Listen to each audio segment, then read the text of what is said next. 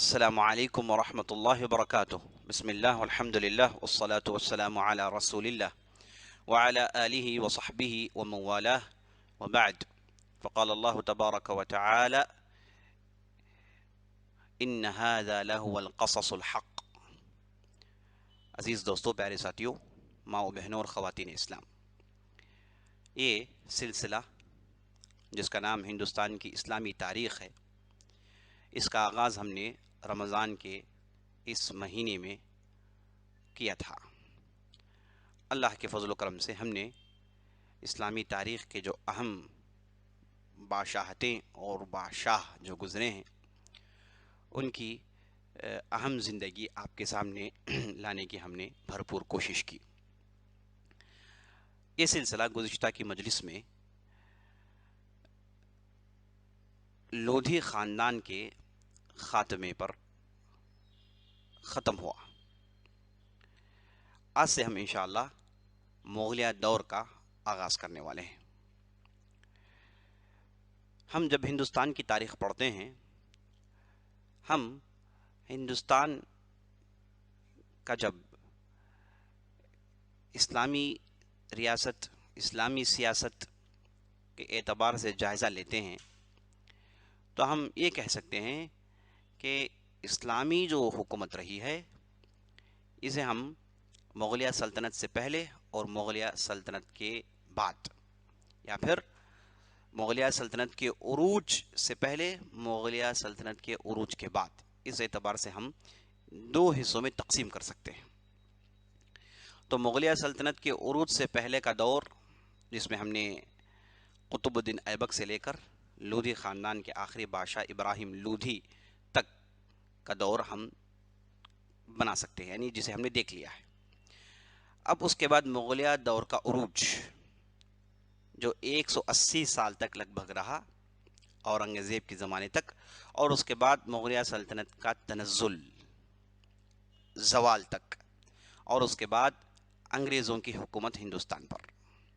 اور انگریزوں کی حکومت کے دوران سلطنت خداداد، جس میں حیدر علی اور ٹیپو سلطان کی حکومت رہی، اسے بھی ہم شامل کر لے سکتے ہیں، اور اس کے بعد ہندوستان کی آزادی۔ تو یہ جو سلسلے وار ہندوستان کی اسلامی تاریخ کو ہم بڑی آسانی سے اس انداز سے پڑھ سکتے ہیں۔ تو آج ہم مغلیہ سلطنت کے تعلق سے دیکھنے والے ہیں۔ اس سے پہلے کہ ہم مغلیہ سلطنت کے اندر جائیں اور اس کی تفصیل دیکھیں، یہ جان لینا چاہیے کہ قطب الدین ایبک سے لے کر ابراہیم لودھی تک کی جو حکومتیں رہیں، ہندوستان کی اسلامی حکومتیں رہیں، مسلمانوں کی حکومت رہیں، ان حکومتوں نے ہندوستان کو کیا دیا؟ مغلیہ سلطنت سے پہلے ہندوستان کی حالت کیا رہی، اور ہندوستان کو خاندانوں نے ہندوستان کو دیا کیا؟ آخر ہندوستان میں کن جگہوں پر، کن علاقوں پر اور کون سے ایریاز میں ترقی ہوئی؟ تو یہ جاننا ضروری ہے۔ تو ہم آپ کے سامنے چند نکات، چند پوائنٹس اس تعلق سے رکھتے ہیں تاکہ آپ کو معلوم ہو جائے کہ ہندوستان کس عروج کو پہنچ چکا تھا۔ سب سے پہلی چیز، ہندوستان کے تعلقات بیرون ملک سے، انٹرنیشنل کمیونٹی سے ہندوستان کے تعلقات کافی مضبوط ہو چکے تھے، کافی مضبوط ہو چکے تھے۔ اس سے پہلے ایسا نہیں ہوتا تھا۔ جنوبی علاقے میں چیرا چولا جو تھے، ان کے تعلقات اس طرف انڈونیشیا جو آج ہے اس علاقے میں ان کی بعض سلطنتیں تھیں اور تعلقات تھے، لیکن اس طرف ویسٹرن ورلڈ، جہاں عرب ملک ہے، جہاں ترک ملک ہیں اور دوسرے علاقے ہیں جہاں سے یورپ کا راستہ نکلتا ہے، یہ یہاں سے تعلقات ہندوستان کے کافی مضبوط ہو گئے۔ یہاں سے لوگوں کا آنا جانا ہندوستان کے لیے بہت آسان ہو گیا تھا، ورنہ اس سے پہلے ایسا نہیں تھا۔ اور اس سے ہوا یہ کہ تجارت ہندوستان کی کافی ترقی کر گئی، یہاں کا اقتصاد، یہاں کی اکانومی کافی مضبوط ہو گئی، اتنی مضبوط ہو گئی کہ جب مغلیہ سلطنت یہاں پر آئی تو دنیا کی سب سے مالدار حکومت رہی، دنیا کی سب سے بہترین اور مالدار حکومت رہی جب مغلیہ سلطنت یہاں قائم ہوئی۔ تو یہ پہلا نقطہ۔ دوسرا نقطہ، امن و امان بہت زبردست انداز میں تمام کو جوڑ کر حکومت کر کے امن و امان قائم کرنا، اس کا نمونہ ان لوگوں نے پیش کیا۔ ورنہ اس سے پہلے چھوٹی چھوٹی ریاستیں تھیں، آپس میں جھگڑے تھے، لیکن ان کی حکومت میں یہ ممکن تھا کہ امن و امان بڑی آسانی سے انہوں نے وندھیاچل تک قائم کر پائے۔ اور تیسرا نقطہ یہاں پر یہ ہوا کہ ایک ہی قسم کا نظم و نسق، ایک ہی قسم کی ایڈمنسٹریشن دیکھنے کو ملی، کیونکہ جب ایڈمنسٹریشن ایک ہی قسم کی ہے تو رعایا کو آسان ہوتی ہے، بہت سارے آسانیاں انہیں دیکھنے کو ملتی ہیں اور بڑی آسانی سے زندگی بسر کر سکتے ہیں۔ تو ایک ہی قسم کا نظم و نسق دیکھنے کو ملا، اور جب بھی کوئی نیا بادشاہ آتا اگلے بادشاہ کے بہت ساری چیزوں کو بدلاتا نہیں، انہی چیزوں کو لے کر آگے بڑھتا اور نئی چیزوں کو جوڑتے جاتا۔ تو بالکل اس سے پہلے ایسا نہیں ہوتا تھا۔ اس سے پہلے ہوتا یہ تھا کہ جب بھی نیا بادشاہ آیا تو اگلے بادشاہ کے تمام احکامات عامر کو نسخ کرتا اور اس میں بہت ساری تبدیلیاں لاتا، تو ایک دم پریشانی کا سامنا کرنا پڑتا تھا عوام کو۔ تو یہاں پر ایک ہی قسم کا نظم و نسق ہونے کی وجہ سے امن و امان بڑی آسانی سے قائم ہو گیا تھا، اور یہاں تک کہ ایک ہی قسم کے نظم و نسق ہونے کی وجہ سے عوام اور مالداروں کے لباس بھی ایک ہو گئے، لباسوں میں بھی کافی تبدیلی آئی، ورنہ اس سے پہلے لباسیں ایسی نہیں ہوتی تھی۔ لباسیں ایک ہی قسم کی لباسیں برسر عام آئیں، اور مالدار ہو کے غریب ہو کے لاچار ہو کے بہت بڑا تاجر ہو، جو بھی ہو، لباسیں ایک ہونا نظر آئیں، اور قوموں کی عادات و اطوار تقریباً ایک ہوتی نظر آئیں، چاہے وہ مسلمان ہو، چاہے ہندو ہو، چاہے کسی بھی فرقے اس کا تعلق ہو، لیکن ایک ہم آہنگی جسے کہتے ہیں، ایک یکسانیت ظاہری طور پر دیکھنے کو ملی۔ اور اس کے بعد انڈو اسلامک آرٹ، فن تعمیری، عمارتیں بنانی ہوں یا پھر دوسرے آرٹس کے میدان ہوں، یہ آرٹ کے میدان میں بہت زیادہ ترقی ہوئی ہندوستان کی، ورنہ اس سے پہلے ہم ان چیزوں کو دیکھ نہیں سکتے تھے۔ بہت سارے قالین ہو گئی، برتن ہو گئے، استعمال کرنے کی چیزیں ہو گئیں، کھانا پینے کے سامان ہو گئے، تو اس میں کافی اس میں جو ہے ترقی ہوئی۔ اور اس کے بعد زبانیں، نئی زبانیں ایجاد ہوئی، خاص طور پر اردو زبان جو آج ساری دنیا میں نمبر 5 پر ہے، جسے سب سے زیادہ لوگ بولتے ہیں، بول چال کی زبان اردو زبان کا آغاز انہی کے لوگوں پر، انہی کے زمانے میں ہوا، اور اس کی بھی کئی ترقیاں ہوئی، دکنی، ریختہ، یہ جو ترقیاں ہیں، اس کی جو مختلف صورتیں ہیں، یہ سب کچھ انہی کے دور میں پیش آیا، جو ہندوستان کے لیے ایک بہت بڑی دین تھی، جو آج تک لوگ اس سے فائدہ اٹھا رہے ہیں۔ اور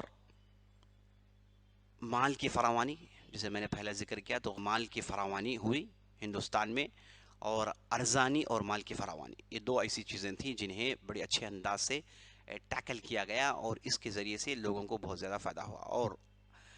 اور توحید کا احیاء، اس سے پہلے ہندوستان میں توحید، ایک خدا کی عبادت کا تصور دور دور تک نہیں تھا۔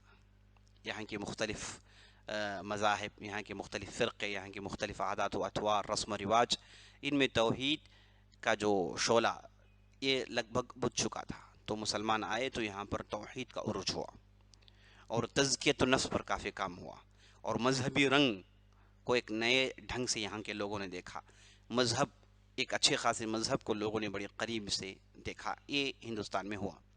اور اس کے بعد تاریخی کتب لکھنے پڑھنے، کتابیں لکھنے جمع کرنے میں بہت ہی زبردست کام ہوا، خاص طور پر تاریخ پر کافی کام ہوا، کیونکہ تاریخ ہندوستان میں نہیں تھا، یہ علم ہندوستان میں نہیں تھا۔ اس سے پہلے ریاضت، میتھمیٹکس، اور ہم نے بیرونی پر جب گفتگو کی تو بہت ساری ہندوستان کی جو پہلے سے ادھر کی پیداوار یہاں کی پیشکش تھی، اس کا ذکر کیا، لیکن تاریخ پر یہاں پر ایک مضبوط کام نہیں ہو رہا تھا، تو یہاں کے جو بھی بادشاہ آئے انہوں نے تاریخ کے علم کو کافی فروغ دیا۔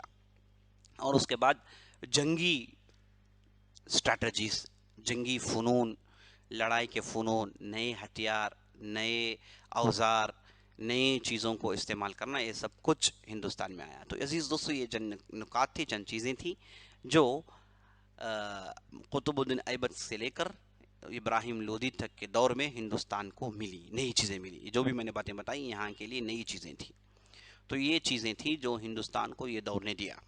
اب آگے چل کر جب ہم مغلیہ سلطنت کا مطالعہ کریں گے تو ان چیزوں میں سمجھیے کہ 4 چاند لگ گئے، ترقی پر ترقی ہوتی گئی۔ تو انشاءاللہ ہم جب مغلیہ سلطنت پر گفتگو کریں گے ان تمام چیزوں کو سامنے رکھنے کی کوشش کریں گے۔ یہ نکات ہم نے اس لیے بتایا تاکہ ہم کو معلوم ہو جائے کہ مسلمان یہاں پر آئے تو ایک رحمت بن کر آئے، ہاں ان کے درمیان آپسی لڑائیاں ہوئی بادشاہ ہونے کی وجہ سے، انسان تھے، یہ کوئی خلفائے راشدین نہیں تھے، یہ جو بادشاہ تھے ان کے درمیان لڑائیاں ہوئیں، اور یہ جو لڑائیاں ہوئی کبھی کبھار مسلمان اور غیر مسلمان کے درمیان، کبھی کبھار مسلمانوں کے درمیان، یہ ہمیشہ سے سلطنت کے لیے مسلمان آنے سے پہلے یہاں پر یہ چیزیں ہوتی رہی۔ آپ نے کئی مثالیں دیکھی، بہت ساری قومیں آپس میں لڑیں اور انہوں نے حکومتیں قائم کی، اور مسلمان آئے تو انہوں نے بھی اسی طرز پر حکومت کی۔ تو یہ جو انسان ہونے کے ناطے ان کے درمیان جو بھی لڑائیاں تھیں یہ موجود تھیں، ہر زمانے موجود تھیں، لیکن ان میں بعض بہترین ادوار آئے جن سے ہم کو یہ معلوم ہوتا ہے کہ لوگوں کو زیادہ فائدہ ہوا۔ تو جب بھی ہم کسی بھی سیاست کے تعلق سے گفتگو کرتے ہیں، پولیٹکس کی گفتگو کرتے ہیں، تو سب سے پہلی چیز ہم کو یہ دیکھنی چاہیے کہ یہاں کے عوام کیا وہ امن و امان سے تھی، کیا وہ چین و سکون سے ہے، کیا انہیں آرام مل رہا ہے، کیا یہاں پر مذہب کے نام سے تفرقہ کیا جا رہا ہے، مذہب کے نام سے لڑایا جا رہا ہے، یہی چیزیں دیکھنی چاہیے۔ مثال کے طور پر اگر امریکہ لے لیں، امریکہ میں اگر امن و امان ہے تو اس کی وجہ یہ ہے کہ وہاں پر اس رعایا کے لیے، پبلک کے لیے وہاں کے لوگ، وہاں کی جو بھی حکومتیں ہیں وہ کام کرتی ہیں۔ تو جب بھی ہم سیاست کی تاریخ پڑھیں گے یہی دیکھنی چاہیے کہ عوام کتنی خوش تھی۔ تو یہ جو دور رہا، اسلامی دور رہا، اس میں عوام کافی خوش تھی۔ اگر عوام خوش نہ ہوتی تو یاد رکھ لیجیے عزیز دوستو، حکومت نہیں کر سکتے تھے۔ عوام خوش ہونے کی وجہ سے مسلمانوں نے 1000 سال سے زیادہ ہندوستان کی سرزمین میں بڑی آسانی سے حکومت کی اور بہت اونچے درجے تک ہندوستان کو پہنچا دیا۔ عوام ان کے ساتھ تھی، پبلک ان کے ساتھ تھی، پبلک امن و امان میں رہا کرتی تھی۔ یہ چیز آپ اچھی طریقے سے جان لیجئے۔ تو یہ تھی مغل سلطنت سے پہلے کے حالات۔ اب چلیے مغلیہ سلطنت کی طرف آگے بڑھتے ہیں۔ ہم نے گزشتہ کی مجلس میں دیکھا کہ ابراہیم لودھی تھے، جو لودھی خاندان کے آخری بادشاہ، وہ بابر سے ایک زبردست لڑائی ہار جاتے ہیں 1526 میں، 1526 یعنی 1526 عیسوی میں پانی پت کی جو دوسری لڑائی تھی جس میں بابر نے ابراہیم لودھی کو شکست دی تھی، وہ بھی تفصیل انشاءاللہ آگے آئے گی۔ اب ہم یہ جان لیں کہ یہ مغل کون ہیں، یہ مغل کون ہیں، یہ منگول کون ہیں، یہ تاتار کون ہیں، یہ ترک کون ہیں۔ یہ چاروں الفاظ کے تعلق سے جاننا ضروری ہے، کیونکہ جب بھی ہم تاریخ کی کتابیں پڑھتے ہیں یہ الفاظ اصطلاحات لوگوں کو پریشان کرتی ہیں۔ کیا تتار منگول نہیں تھے؟ کیا مغول ترک نہیں تھے؟ تو یہ ترکی بولنے والے تھے، یہ کون تھے؟ تو یہ چیزیں جاننا ضروری ہے۔ تو عزیز دوستو اس تعلق سے جان لیجئے کہ سب سے پہلی چیز موسیٰ، چلیے ہم شروع سے آتے ہیں۔ نوح علیہ السلام کی 3 اولاد تھی، سام، حام، یافس۔ سام، حام، یافس، یہ مورخین سمجھے کہ تقریباً مورخین کے درمیان اس پر اتفاق ہے کہ یہ نوح علیہ السلام کی 3 اولاد جو تھی انہی سے ساری دنیا کی نسل چلتی ہے۔ عرب ہو گئے، یہ جو بنی اسرائیل وغیرہ ہو گئے، یہ سب ہے نا، یہ سام کی اولاد سے تھے۔ حام کی اولاد کے تعلق سے کہا جاتا ہے کہ افریقہ کے علاقے انہی کی اولاد سے ہیں۔ اور اس کے بعد یہ جو یافس تھے وہ جو اہل چین ہیں، اہل منگول ہیں، یہ سب یافس کی اولاد، ترک جو ہیں یہ یافس کی اولاد مانی گئی۔ تو یافس کے اولاد میں سے ایک شخص پیدا ہوئے جن کا نام تھا ترک۔ ان کا علاقہ جو آج ترکستان اور دوسرے علاقے جو قزاقستان، جو بھی علاقے آپ دیکھتے ہیں سنٹرل ایشیا کے، یہ علاقے صاحب انہی کے اولاد کے ہیں، اور چین بھی انہی کے اولاد سے ہیں۔ تو یہ جو ترک تھے ان کی بہت ساری لمبی نسل چلی، بہت سارے لوگ آئے، ان کی نسل میں 2 افراد آئے، ان کے 2 بیٹے سمجھیے کہ آگے ان کے پشت میں 2 بیٹے آئے۔ ان میں سے ایک تھا جس کا نام تھا مغل، ایک دوسرا تھا جس کا نام تھا تاتار۔ مغل اور تاتار، یہ مغل جو ہے اسی کو مغول بھی کہتے ہیں اور انہی کو منگول بھی کہتے ہیں۔ یہ جو مغول تھے وہ چین کے علاقے میں بس گئے، جہاں آج منگولیا، چین وغیرہ ہے، وہ ان علاقوں کے رہنے والے تھے، اسی لیے منگولیا نام بھی آیا۔ تو یہ مغول کی اولاد تھی، اور اس کے بعد تتار کی اولاد، وہ یہ سنٹرل ایشیا میں یہ لوگ آباد ہو گئے تھے۔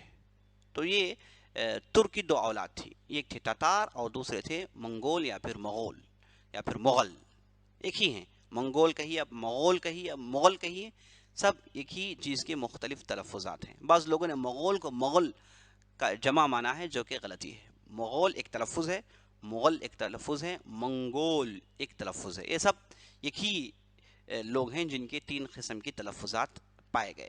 اور اس کے بعد تاتار، تو تاتار مغول نہیں ہیں، تاتار یہ ترک کی اولاد ہیں، لیکن یہ مغول نہیں ہیں، یہ الگ ہیں، اور انہوں نے بڑی جارحانہ حکومت قائم کی، وحشیانہ طبیعت اختیار رکھتے تھے، اور انہوں نے بہت ہی بھیانک بربادیاں لائی زمین میں۔ اچھا، یہ جو مغول ہیں، یہ مغول کی اولاد جو آگے بڑھی، اس میں 2 اہم افراد آئے، کئی آئے تھے، اس میں 2 اہم افراد آئے، ان میں سے ایک فرد کا نام ہے چنگیز خان، ایک دوسرے فرد کا نام ہے تیمور۔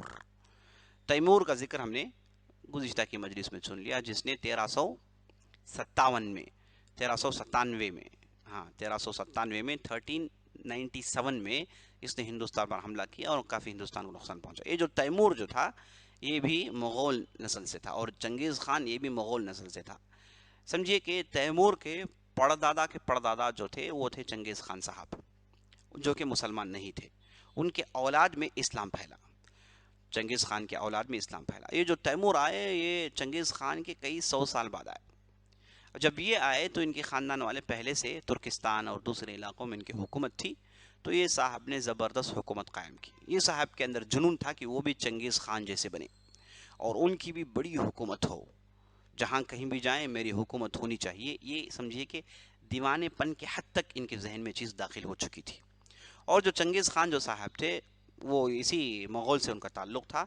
یہ ان سے پہلے انہوں نے کافی ہنگامہ مچایا، ان کی اولاد نے عالم اسلامی کو برباد کیا، مسلمان نہیں تھے لیکن اللہ نے ان کی اولاد میں اسلام دے دیا۔ بعض روایتوں کے مطابق ہلاکو خان جو تھے وہ صاحب مسلمان ہو چکے تھے، اور اس کے بعد ان کی نسل میں اسلام پھیل گیا تھا۔ تو تیمور مسلمان تھے اور ان کے آبا و اجداد مسلمان تھے، اور یہ اسلام کا نام فقط اپنے اندر رکھتے تھے۔ اور جب بات سیاست کی آئے، بات اپنی دولت اپنی سیاست کو پھیلانے کی آئے، اس وقت انہوں نے اسلام کو بالائے طاق رکھا، اور جب بھی کسی بستی میں داخل ہوئے وہاں پر انہوں نے بستی کو لوٹا اور بستیوں کو جلایا، بے تحاشا جلایا، سوائے مسجد، خانقاہ، مدرسوں کے تمام چیزوں کو انہوں نے جلایا۔ لیکن یہ چیز ہم کو بڑی اچھے انداز سے جان لینی چاہیے، یہ صاحب نے جو کیا اسے اور اسلام سے کوئی تعلق نہیں۔ یہ جو غلطی کیے ہیں ہم مسلمان کہتے ہیں کہ غلطی ہے، جیسے سکندر نے غلطی کی، اس نے حکومت پھیلانے کے لیے کتنے لوگوں کو مارا، ہم اس کا مذہب نہیں دیکھتے۔ ویسے ہی تیمور نے جو حرکت کی اس کے مذہب کو دیکھنا نہیں چاہیے، یہ صرف اپنی دولت اور سیاست کو بڑھانے کے لیے یہ جو دیوانگی کی حد تک جنون طاری تھا، اس جنون کو پورا کرنے کے لیے انہوں نے حرکت کی۔ تو تیمور کی حرکتوں کو اسلام کو جوڑ کر دیکھنا ہرگز جائز نہیں۔ اگر کسی نے تیمور کو برا بلا کہا اس ناحیے سے تو ہم مانیں گے، کہیں گے کہ ہاں یہ غلطی تھی تیمور کی۔ تو یہ بات اچھی طریقے سے جان لیجیے عزیز دوستو۔ تو یہ جو تیمور تھے جو چنگیز خان کے کئی 100 سال بعد آئے، ان کی وفات 404 عیسوی میں ہوئی۔ 404 عیسوی میں ہندوستان پر ہنگامہ کرنے کے بعد واپس گئے، اور 404 عیسوی میں یہ صاحب وفات پا جاتے ہیں۔ اب یہ ہندوستان آنے سے پہلے انہوں نے افغانستان، ترکستان، ان علاقوں کو اپنے قبضے میں لے لیا تھا۔ اب ہم جب قطب الدین ایبک کی بات شروع کی تو ہم پورے کے پورے ہندوستان میں آ گئے۔ جب غزنوی سلطنت کی بات کر رہے تھے تو ہم نے افغانستان اور دوسرے علاقوں، بلخ وغیرہ کے علاقوں، سمرقند علاقوں کی بات تاریخ آپ کے سامنے رکھی، لیکن جب قطب الدین ایبک کا آغاز ہوا تو ہم نے پورا زور، پورا کنسنٹریشن ہم نے ہندوستان میں ڈال دیا، کیونکہ وہی ہمارا موضوع ہے جس پر ہم گفتگو کر رہے ہیں۔ تو یہ جو تیمور صاحب آئے تھے یہ ہندوستان پر آئے، اس کا ذکر ہم نے کیا، لیکن ہندوستان آنے سے پہلے سندھ کا علاقہ، بلوچستان کا علاقہ، افغانستان کا علاقہ، ترکستان کا علاقہ، ان تمام علاقوں کو انہوں نے اپنے قبضے میں کر لیا، اور یہ جو ان کے اندر جو جوش تھا، جو پھیلانے کا جوش تھا، انہوں نے کافی دور تک پھیلایا۔ اب یہ جو تیمور جو صاحب تھے انہوں نے صرف ہندوستان پر حملہ نہیں کیا، جہاں کہیں بھی گئے انہوں نے یہی قیامت برپا کیا، جہاں کہیں بھی گئے ان کی یہی حرکت رہی، یہی قتل عام رہا۔ لیکن تعجب کی بات یہ ہے کہ عجیب و غریب لوگ تاریخ میں گزرے ہیں۔ یہ جو تیمور صاحب تھے بڑے عجیب و غریب تھے، یہ بستی میں داخل ہوتے ہیں تو بستی کو جلا ڈالتے ہیں، اور جیسے ہی بستی ان کے ہاتھ میں آ جاتی ہے، ان کی حکومت وہاں پر قائم ہو جاتی ہے، تو بڑا ہی امن و امان، انصاف قائم کرتے تھے، انصاف و عدل کو قائم کرتے تھے، رعایا ان کی حرکتوں سے خوش ہو جایا کرتی تھی، انصاف قائم کرتے تھے، اور اسلامی رسم و رواج کو قائم رکھنا بھی یہ پسند کرتے تھے۔ یعنی عجیب و غریب، یعنی اپنی بستی میں داخل ہونے سے پہلے ایک رویہ، بستی میں داخل ہو کر بستی ان کی ہو گئی تو ایک الگ رویہ، سبحان اللہ۔ تو یہ اس چیز کے لیے تیمور مشہور ہے۔ تو تیمور جو ہندوستان پر حملہ کیا، بہت جہاں کہیں بھی گئے انہوں نے ایسا ہی حملہ کیا۔ تو اب لوگ یہ کہتے ہیں کہ غزنوی جو تھے ہندوستان پر حملہ کیے، تو یاد رکھ لیجئے ہندوستان پر حملہ نہیں، ان کا حملہ یہ جہاں ان کی بستی تھی آس پاس کے علاقوں میں ان کے ایسے ہی حملے ہوتے تھے۔ لیکن تیمور اور غزنوی، محمود غزنوی میں آسمان زمین کا فرق ہے۔ محمود غزنوی وحشی اور جارحانہ طبیعت کے نہیں تھے، یہ جو تیمور تھے وہ اسی طبیعت کے تھے۔ بہرحال یہ جو تیمور تھے 404 عیسوی میں ان کی وفات ہو جاتی ہے۔ انہوں نے سمرقند کو اپنا دارالخلافہ بنایا، اپنا دارالسلطنت انہوں نے سمرقند کو بنایا، اور سمرقند کو انہوں نے بہت ہی خوب سینچا سجایا، ایک زبردست بستی بنائی۔ اس دور میں سمجھیے کہ سمرقند ساری دنیا کا سب سے خوبصورت ملک اور سب سے ترقی یافتہ ملک ہوا کرتا تھا۔ سمرقند آج ازبکستان میں ہے۔ تو یہ جو سمرقند ان کا دارالخلافہ تھا، تو سمرقند کو دیکھ کر لوگ کہتے تھے کہ یہ ایسی حکومت ہونی چاہیے، تو ایسا نام انہوں نے کمایا تھا۔ تو یہ تھے تیمور صاحب۔ اچھا، تیمور کے چھٹی نسل میں، تیمور کے چھٹی پشت میں ظہیر الدین پیدا ہوئے، جنہیں لوگوں نے بابر کہا۔ لوگوں نے انہیں بابر کے نام سے یاد کیا۔ ظہیر الدین ایک عربی نام تھا، چونکہ یہ ترک جو تھے یہ عربی تلفظ ٹھیک سے ادا نہیں کر پاتے تھے، تو انہوں نے ان کا نام بابر رکھ دیا۔ ان کی زبان میں شیر کو کہتے ہیں، تو یہ نام تھا ان کا ظہیر الدین کا، بابر کے نام سے مشہور ہوئے۔ تو یہ جو منگول کہیے آپ، تتار کہیے آپ، یہ سب کی زبان ترکی زبان تھی، یہ ترکی زبان بولتے تھے، ترکی زبان کو ترقی دیتے تھے، چاہے وہ محمود غزنوی ہو یا پھر شہاب الدین غوری ہو یا پھر اس کے بعد جو بھی آئے، یہ سب ترکی زبان بولنے والے تھے۔ تو عربوں کے بعد ترکی اپنی حکومت قائم کیے، اور اس کے بعد جب لودھی آئے، یہ جو لودھی تھے یہ افغان تھے، یہ پٹھان تھے، لودھی پٹھان تھے، اور انہوں نے فارسی کی سرپرستی کی۔ سکندر لودھی کے تعلق سے آپ نے گزشتہ کی مجلس میں گفتگو سن لی، تو انہوں نے فارسی کی سرپرستی کی تھی۔ تو پہلے عرب، بعد میں ترک، بعد پھر فارسی، اور پھر مغول آئے تو انہوں نے فارسی کو اپنے پاس رکھا اور ترکی زبان کو بھی یہ ترقی دیتے رہے۔ تو یہ ظہیر الدین بابر جو تھے، یہ تیمور جانے کے بعد لگ بھگ سمجھے کہ 70-75 سال کے بعد یہ پیدا ہوئے فرغانہ ایک علاقے میں، جو وہیں ترکستان، ازبکستان کے آس پاس یہ علاقہ پڑتا ہے، افغانستان کے بارڈر وغیرہ میں۔ تو اس علاقے میں پیدا ہوئے، تو جب پیدا ہوئے تو ایسے خاندان میں انہوں نے آنکھیں کھولیں جو پہلے سے اس علاقے کے شہزادے تھے، پہلے ہی اس علاقے کے حکمران تھے۔ تیمور کے جو کئی گورنرز تھے، ان میں سے ایک گورنر کے یہاں یہ پیدا ہوئے۔ تو یہ جو تھے فرغانہ کے حاکم مقرر ہوئے ان کے سرپرست جانے کے بعد، لیکن وہاں کے آپسی جھگڑوں کی وجہ سے انہیں ان کی گورنری سے دھکے دے کر نکال دیے گئے تھے، اور گورنری سے نکلے تو در بدر ہو گئے، جلا وطن ہوئے، دوسرے علاقے میں گئے۔ تو یہ ہندوستان آنے سے پہلے بہت سارے علاقوں میں بھٹک رہے تھے۔ ایسے بھی دور آئے کہ بابر ایک زمانے میں بغیر چپل کے شہروں میں گھوما کرتے تھے، سمرقند ہو گیا اور دوسرے علاقے ہو گئے، غزنی ہو گیا، ان علاقوں میں بغیر چپل کے گھوما کرتے تھے، اتنی ان کی قسم پرسی کا عالم ہو گیا تھا، فقیری کا یہ عالم ہو گیا تھا۔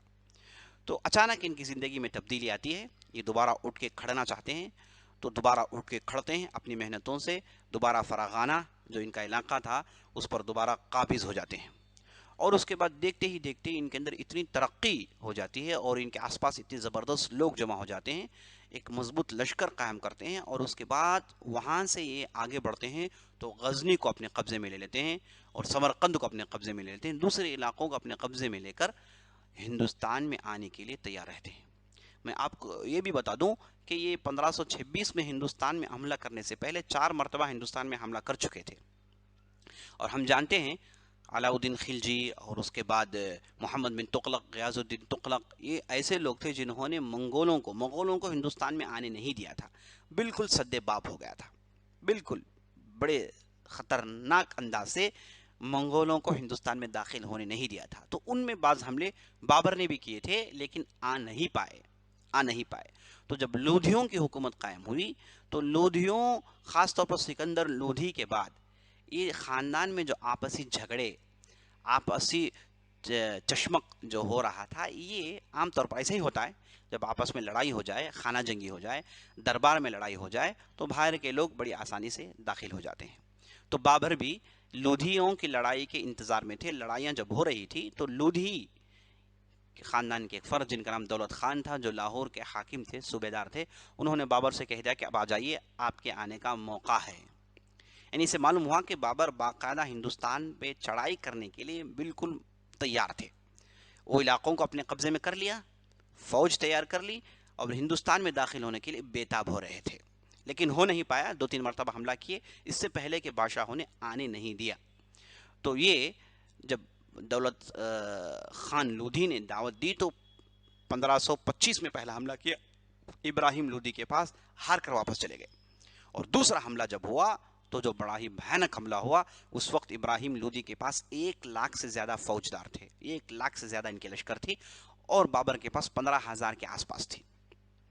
اور یہ لشکر لے کر وہ ٹوٹ پڑے، لیکن ابراہیم لودھی یہ اتنے بڑے لشکر کو سنبھال نہیں پا رہے تھے اور بڑی آسانی سے مارے گئے۔ بابر خود ایک کتاب لکھی ہے جس کا نام توزک بابر، جس میں انہوں نے اپنی پوری زندگی لکھی ہے۔ تو وہ خود کہتے ہیں کہ میں جب گیا تو یہاں پر بڑا ہی بھیانک لشکر دیکھا، میں سوچ رہا تھا کہ کیسے لڑ پاؤں گا، لیکن ایک پہر تھا، صبح سے لے کے شام تک بڑی گھمسان کی لڑائی ہوئی۔ جب شام ہوئی تو ہم نے دیکھا کہ 15,000 سے زیادہ لوگ مرے ہوئے ہیں، اس میں ابراہیم لودھی بھی مرا پڑا ہے۔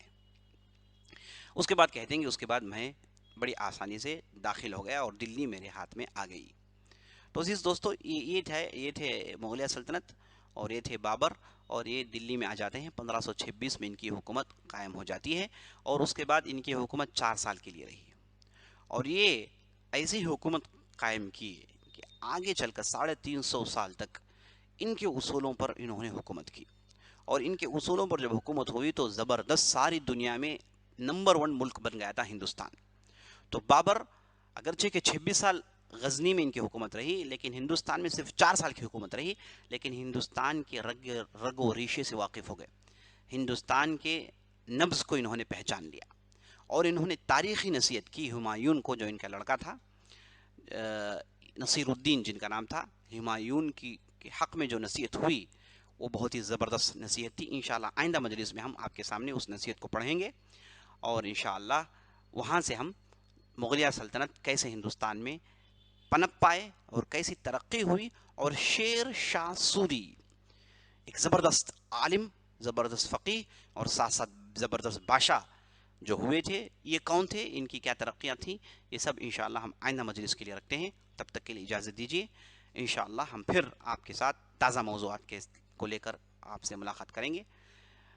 سبحان ربک رب العزة عما يصفون وسلام على المرسلين والحمد لله رب العالمين، والسلام علیکم ورحمۃ اللہ وبرکاتہ۔